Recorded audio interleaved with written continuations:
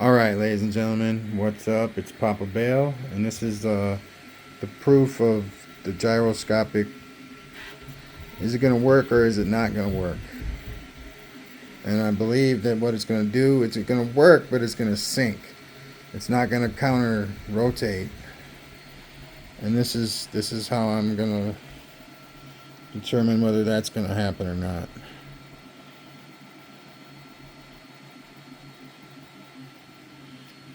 Alright, it's spinning slowly, but it is spinning the same way, right? Or is it spinning? Wait a minute, this is counterclockwise and this is clockwise, but that's the way it's supposed to go, right? Or is it working?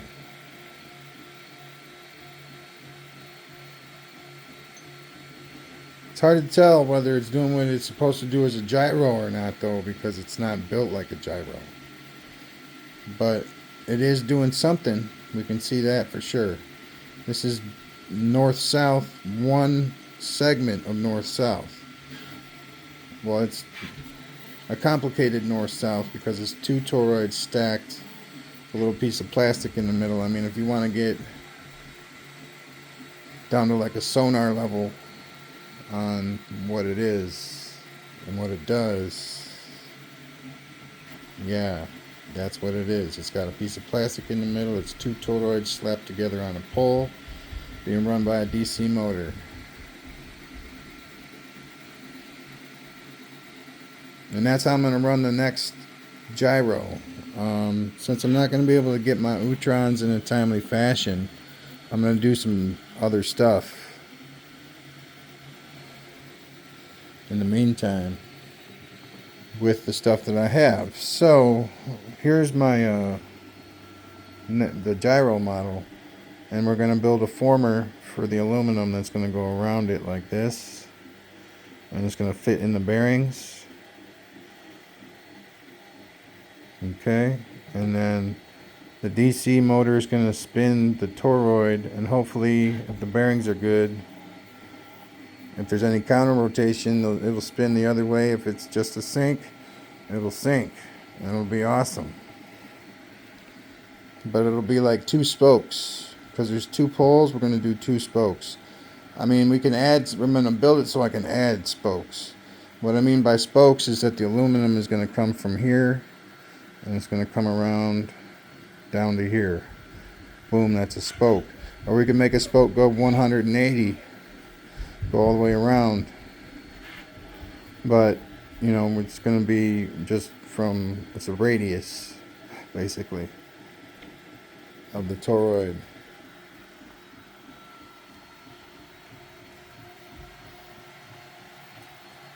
So this might even be synced currently. I say we turn it up a little bit and see what happens.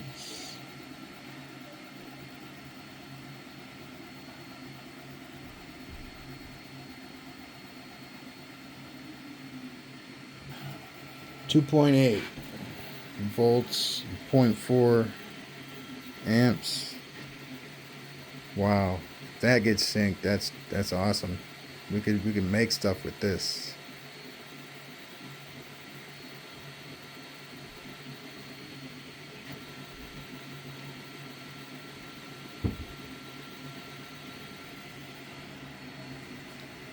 I'm wondering if the other one will do the same thing, because it's going to be built differently. I don't know. It's not perpendicular. It'll be, well, it'll be both, because it'll be spherical, kind of more like a pumpkin.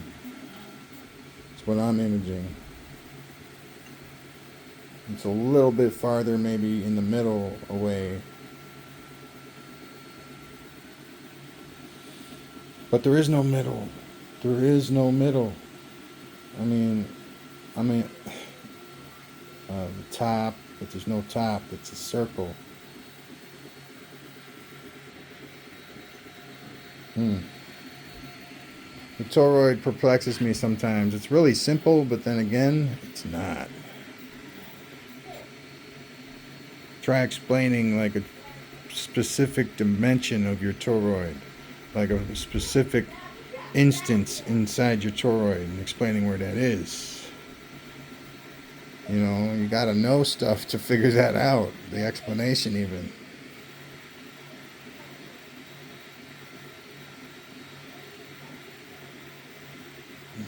You got to decide, you got to orient it first. So you got to decide what's going to be the top. You got to give it its dimensions, basically.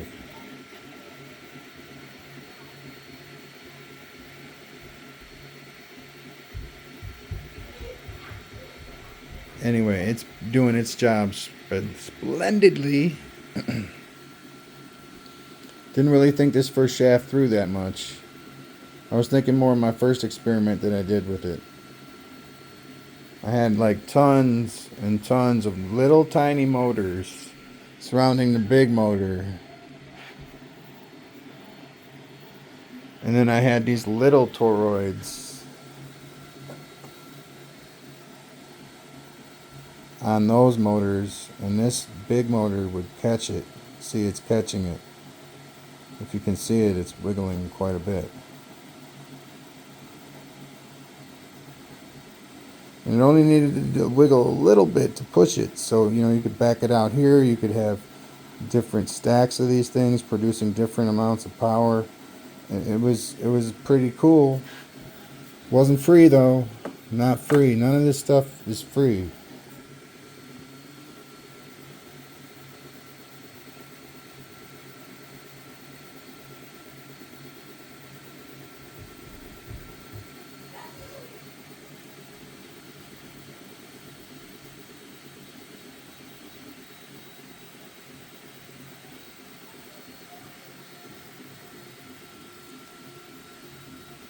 Mm.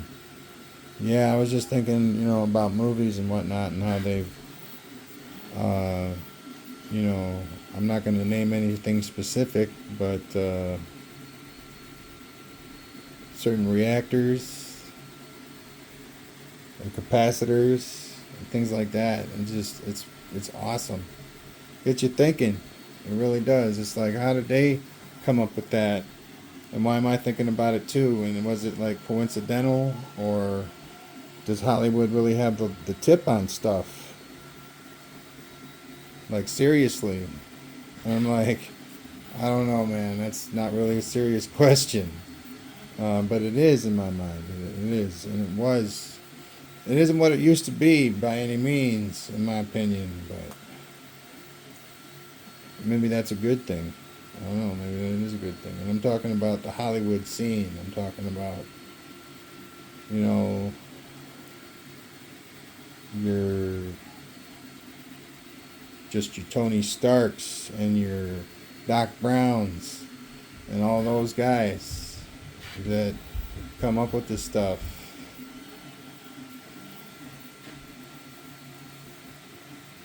I don't know, man. It's fantastical and it kind of fits into what I do.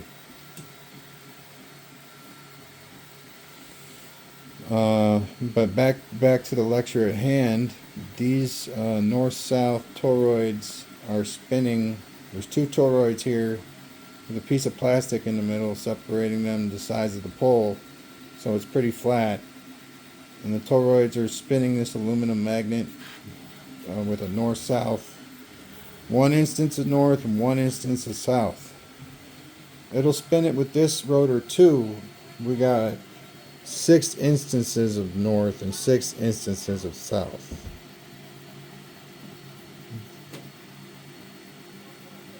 So north, south, bang, bang, boom, all the way around.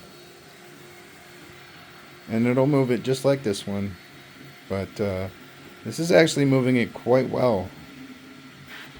We're 2.83 in. It's a DC motor. I'm not trying to hide anything from anybody. I'm just saying. I'm running the DC motor for proof of concept. I might run the DC motor as the motor for my new gyro, which will incorporate the toroids and aluminum. I don't know whether it's going to sink and spin or whether it's going to spin in the opposite direction. We'll see what happens. I think it's going to be cool to find out whether it's even going to work at all. But I believe it will. This is proof of concept that it might work. The aluminum might be a little thin for it to work right. But we'll see what's up.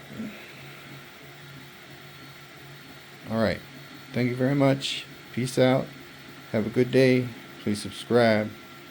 Bye now.